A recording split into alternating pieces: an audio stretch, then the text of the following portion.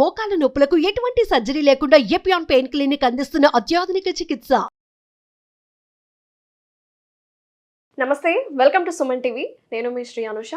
Present మనతో పాటు ఉన్నారు ప్రముఖ ఎండోక్రైనాలజిస్ట్ డాక్టర్ రవిశంకర్ గారు ఉన్నారు from Apollo hospitals Jubilee hills నుంచి. ఈ రోజు మనం తెలుసుకోబోయే టాపిక్ ఏంటంటే HbA1c. అసలు ఈ టెస్ట్ యొక్క ఇంపార్టెన్స్ ఏంటి, ఇది ఎన్నాళ్ళకు ఒకసారి చేయించుకోవాలి, డయాబెటిక్ వాళ్ళకి ఇది ఎంత అవసరమో తెలియజేయడానికే మన ముందుకు వచ్చేసారు. నమస్తే సార్.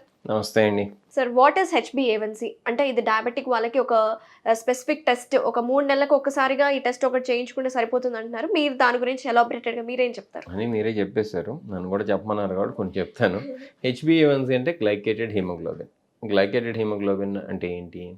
మన బ్లడ్లో ఉండేటువంటి గ్లూకోజ్ ఏదైతే ఉందో అది హీమోగ్లోబిన్కి అటాచ్ అవుతూ ఉంటుంది. దాన్ని మనం అది ఎంత ఇంటెన్సిటీతో అది దానికి అతుక్కుని ఉంది అనేది మెజర్ చేసి మనం తెలుసుకునేటువంటి టెస్టే HbA1c. ఈ HbA1c ద్వారా మనకి ఏం తెలుస్తుందని కనుక చూసినట్లయితే last 2 to 3 months sugar average తెలుస్తుంది. అంటే ఒక వ్యక్తి కనుక బ్లడ్ షుగర్ లెవెల్స్ కనుక యావరేజ్గా కనుక ఎక్కువగా ఉన్నట్లయితే కనుక HbA1c కూడా ఎక్కువగా ఉంటుంది ఇన్ జనరల్. దీంట్లో కూడా పిట్ ఫాల్స్ ఉన్నాయి, తర్వాత మనం మాట్లాడుకుందాం. ఎవరిలో HbA1c అనేది రిలయబుల్ కాదు అనేటువంటి విషయాన్ని మనం తర్వాత డిస్కస్ చేసుకుందాం. ప్రస్తుతానికైతే చెప్పుకునేది ఏంటంటే వ్యాస్ట్ మెజారిటీ ఆఫ్ పీపుల్, 90% మందికి అయితే మాత్రం HbA1c అనేది మోస్ట్ రిలయబుల్ బ్లడ్ టెస్ట్ కింద చెప్పుకోవాల్సి ఉంటుంది. ఇది షుగర్ లెవెల్స్ని మనం ఎంత యావరేజ్ ఉంది లాస్ట్ 2 to 3 months అని తెలుసుకున్నాం. అలానే ఇంకొక విషయం ఏంటంటే HbA1c అనేది గ్లైకేటెడ్ హిమోగ్లోబిన్ అనేది అసలు చేయించుకోవాలి అనేటువంటి విషయం చాలామందికి తెలియదు.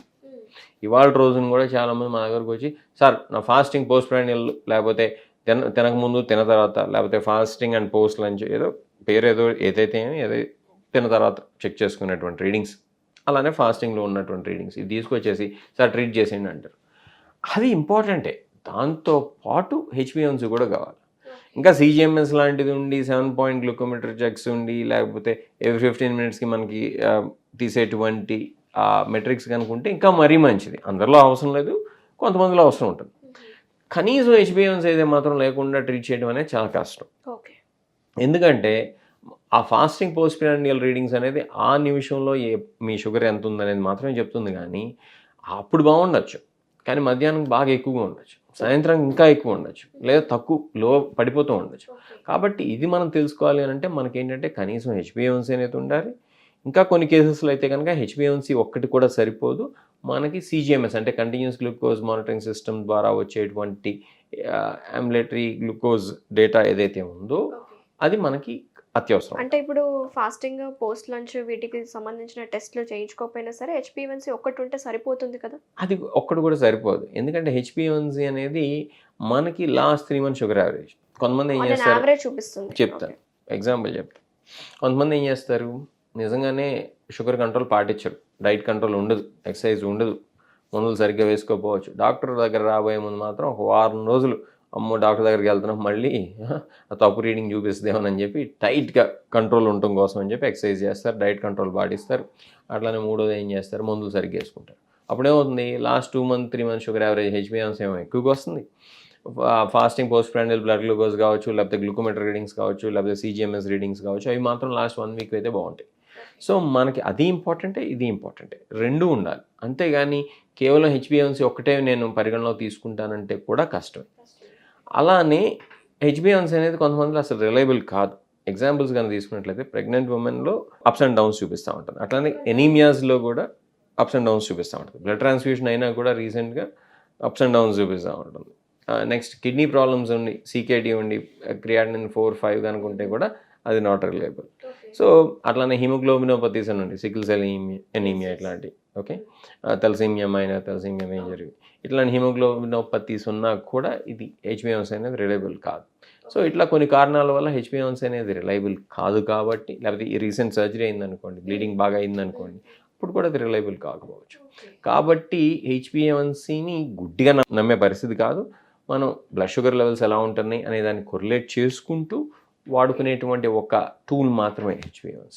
సో అయితే ప్రెగ్నెంట్ లేడీస్లో వీళ్ళకి జెస్టేషనల్ డయాబెటీస్ వస్తూ ఉంటుంది కదా, మరి వాళ్ళకి ఎలాంటి టెస్ట్లు చేస్తారు? ఇది పరిగణలోకి తీసుకుంటారా, తీసుకోరా? HbA1cని కన్సిడరేషన్లో తీసుకుంటాం, కానీ అది డయాగ్నోసిస్ కోసం అయితే ప్రెగ్నెన్సీలో మేము వాడకూడదు కూడా. కాకపోతే ప్రెగ్నెన్సీలో HbA1c 6.3, 6.5 కన్నా తక్కువ ఉండేది చూస్తూ ఉంటాం.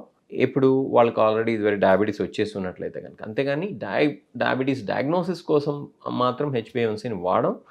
అది కేవలం వన్ ఆఫ్ ద టూల్స్ కింద మాత్రమే వాడతాం. దాని స్థానంలో బ్లడ్ గ్లూకోజ్ లెవెల్స్ కావచ్చు, లేకపోతే సిజిఎంఎస్ కావచ్చు, లేకపోతే క్యాపిలరీ గ్లూకోజ్ని అంటే గ్లూకోమీటర్ని వాడుకుంటూ మనం దీన్ని వన్ ఆఫ్ ద టూల్ కింద మాత్రమే కన్సిడరేషన్లోకి తీసుకుంటాం. చాలా మంది రెగ్యులర్గా చాలా కాషియస్గా ఉండి వాళ్ళ గ్లూకోమీటర్లో రోజు టెస్ట్ చేసుకొని వస్తూ ఉంటారు కదా పేషెంట్స్.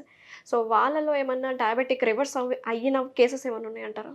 మీరు డయాబెటీస్ రివర్సల్ గురించి అడుగుతున్నారు కాబట్టి డయాబెటీస్ రివర్సల్ అనేది సాధ్యమే. అంటే కొంతమంది చాలా కాన్షియస్ ఉంటారు, వాళ్ళ హెల్త్ గురించి రొటీన్గా చెక్ చేసుకుంటూ ఉంటారు. ఇక్కడ 2 ప్రశ్నలు ఉన్నాయి. ఎంత ఫ్రీక్వెంట్గా చెక్ చేసుకోవాలి అనేది మీ డాక్టర్లు మీకు చెప్తారు. అలానే మీకు లో బ్లడ్ గ్లూకోజ్ లెవెల్స్ అవుతుంది అనేటువంటి డౌట్ ఉన్నా, బ్లడ్ గ్లూకోజ్ లెవెల్స్ బాగా ఎక్కువగా అవుతున్నాయి అనేటువంటి డౌట్ ఉన్నా, అటువంటి సిమ్టమ్స్ ఉన్నా కూడా ఎక్కువ ఫ్రీక్వెంట్గా చెక్ చేసుకోవాలి. ఉదాహరణకి ఎవరికన్నా కళ్ళు తిరుగుతున్నట్టు, గుండె దడగా ఉంటున్నట్టు, చెమటలు పడుతున్నట్టు, లో బ్లడ్ షుగర్ అయ్యి ఉండొచ్చు అనేటువంటి డౌట్ ఉంటే తప్పకుండా బ్లడ్ షుగర్ లెవెల్స్ చెక్ చేసుకోవాలి. అలానే బాగా విపరీతంగా దప్పిక అవుతున్నా, యూరిన్ ఎక్కువసార్లు వెళ్లాల్సి వస్తున్నా, బాగా టైర్డ్గా ఉన్నా కూడా బ్లడ్ షుగర్ లెవెల్స్ ఎక్కువగా ఉంటున్నాయా అనేటువంటి డౌట్తో ఎక్కువసార్లు చెక్ చేసుకోవాల్సి ఉంటుంది. ఇదే కాకుండా ఇన్సులిన్ వాడేటువంటి వాళ్ళు, సల్ఫనైల్ యూరియాస్ వాడేటువంటి వాళ్ళు, ఈ మధ్య మందులు మార్చినా కూడా బ్లడ్ గ్లూకోజ్ లెవెల్స్ ఎక్కువసార్లు చెక్ చేసుకోవాల్సి ఉంటుంది.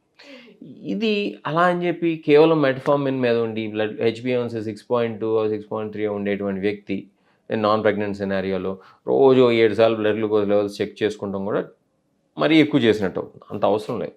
కాబట్టి ఎవరికి ఎంత ఫ్రీక్వెంట్గా చెక్ చేసుకోవాలి అనేది ఆ ఇండివిజువల్ పర్సన్స్ హెచ్బిఏవన్సీ బట్టి, ఆ వ్యక్తికి ప్రెగ్నెన్సీ ఉందా లేదా ఇలాంటి వాటన్నిటిని పరిగణలో తీసుకుని మాత్రమే చెప్తాం. అది ఎలాంటి మెడికేషన్స్ వాడుతున్నారు, ఇంత ముందు లో షుగర్స్ అవుతున్నాయా, వీటన్నిటిని కాంటెక్స్లో తీసుకోవాలి. అంతేగాని ప్రతి ఒక్కళ్ళు రోజుకి 7 సార్లు చెక్ చేసుకోవాల్సిన అవసరం లేదు. అలా అని చెప్పి ఎప్పుడు చెక్ చేసుకోకుండా గెట్ ఆన్ అయిపోతుంది అని చెప్పి అనేటువంటి పరిస్థితి కూడా లేదు. ఇది ఒక ప్రశ్న. మీరు ఇది ఎంత ఫ్రీక్వెంట్గా చెక్ చేసుకోవాలి ఏంటని, వీళ్ళకి రివర్స్ అవుతుందా లేదా, రివర్స్ అవుతుందా లేదా అనేది. రివర్స్ అవుతుందంటే టైప్ 1 డయాబెటీస్ అయితే రివర్స్ కాదు. యాజ్ ఆఫ్ నౌ, ఇవాళ మనం 4 అక్టోబర్ 2024 చేస్తున్నాం కాబట్టి యాజ్ ఆఫ్ నౌ అయితే టైప్ 1 డయాబెటీస్ రివర్స్ అయ్యేటువంటి పరిస్థితి లేదు. ముందు మారుతుందా అంటే అప్పుడు పరిస్థితి అప్పుడు చెప్పుకుందాం. As of now type 2 diabetes విషయానికి వచ్చినట్లయితే కనుక తప్పకుండా కొన్ని కేసెస్ అయితే మనం రెమిషన్లో తీసుకెళ్ళచ్చు. ఆ రెమిషన్నే మనం జనసామాన్యం వాడేటువంటి భాషలో అంటే కొలోకియల్ లాంగ్వేజ్లో మనం ఏమంటామంటే yes we can reverse it. అందరిలో అయితే కాదు. యూజువల్గా ఏంటంటే ఎర్లియర్ ఆన్సెట్ ఉండేటువంటి వాళ్ళు, అంటే రీసెంట్ ఆన్సెట్, ఎర్లియర్ ఆన్సెట్ అనకూడదు, రీసెంట్ ఆన్సెట్ లాస్ట్ 5-6 ఇయర్స్లో కనుక డయాబెటీస్ కనుక వచ్చి ఉంటే టైప్ 2 డయాబెటీస్ దాన్ని రివర్స్ చేసుకునేటువంటి ఛాన్స్ ఎక్కువగా ఉంటుంది. ఎస్పెషల్లీ మనం షుగర్ లెవెల్స్ని బాగా కంట్రోల్లో ఉంచుకుని కనుక ఉన్నట్లయితే ఇదివరకు, దాంతోపాటు మనం డైట్ కంట్రోల్, ఎక్సర్సైజ్ని గట్టిగా కనుక చేసినట్లయితే, దట్ టు ప్రాపర్ మెడికల్ సూపర్విజన్లో, అలానే ఆర్టిఫిషియల్ ఇంటెలిజెన్స్ వాడుకుంటూ, ఇప్పుడు ట్విన్ హెల్త్ లాంటి టెక్నాలజీస్ మార్కెట్లో అందుబాటులో ఉన్నాయి. ఇట్లాంటి వాటిని వాడుకుంటూ మనం తప్పకుండా డయాబెటీస్ని రెమిషన్లో తీసుకెళ్లేటువంటి అవకాశం అయితే ఉంది. అలా అని చెప్పి ఇన్సులిన్ వాడేటువంటి వాళ్ళు 40-50 యూనిట్స్ వాడుతూ షుగర్ వచ్చేసి 20 ఏళ్ళు అవుతూ వాళ్ళ బాడీలో ఇన్సులిన్ సెక్రేషన్ లేనటువంటి వాళ్ళని అయితే కనుక మనం గుడ్డిగా ఇన్సులిన్ ఆపటం లాంటి పనులు అయితే చేయకు. ఆల్రెడీ ఇన్సులిన్ మీద ఉన్న వాళ్ళు వాళ్ళకి మెడికేషన్స్లోకి తీసుకురావచ్చా? అంటే 120 యూనిట్స్ అట్లా వాడుతున్నారు. అసలు ఎందుకు ఇన్సులిన్ మొదలు పెట్టారనేది మనం పరిగణనలోకి తీసుకోవాలి. టైప్ 1 డయాబెటీస్ కనుక అయినట్లయితే కనుక వాళ్ళని ఓరల్ మెడికేషన్స్లోకి మార్చలేము, ఇన్సులినే వాడుకోవాలి వాళ్ళు. టైప్ 2 డయాబెటీస్ విషయానికి వచ్చినట్లయితే కనుక కొన్ని సందర్భాల్లో ఏంటంటే టెంపరీగా ఇన్సులిన్ వాడతాం. అంటే వాళ్ళకి లైఫ్ లాంగ్ ఇన్సులిన్ అవసరం ఉండదు, ఓన్లీ టెంపరీగా మాత్రం ఇన్సులిన్ అవసరం ఉంటుంది. ఎలాంటి వాళ్ళలో, for example new onset diabetes అయినా కూడా, టైప్ 2 డయాబెటీస్ అయినా కూడా బ్లడ్ షుగర్ లెవెల్స్ కనుక 400-500 ఉంటుంటే కనుక, హెచ్బిఏవన్సీ 11-12 ఉంటే కనుక మనం ఇన్సులిన్ వాడుకోవాల్సినటువంటి పరిస్థితి ఉండొచ్చు. అట్లనే ఏ హార్ట్ అటాక్ కోసమో హాస్పిటలైజ్ కనుక అయినట్లయితే టైప్ 2 డయాబెటిక్స్లో కూడా టెంపరీగా ఇన్సులిన్ వాడుకోవాల్సి రావచ్చు.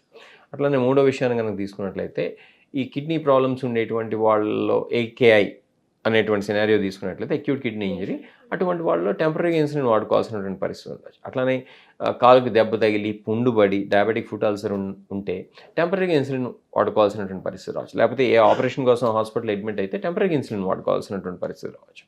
అట్లానే ఒక టైప్ 2 డయాబెటిక్ లేడీ కనుక ప్రెగ్నెంట్ అయితే ఇన్సులిన్ టెంపరీగా వాడుకోవాల్సినటువంటి పరిస్థితి రావచ్చు.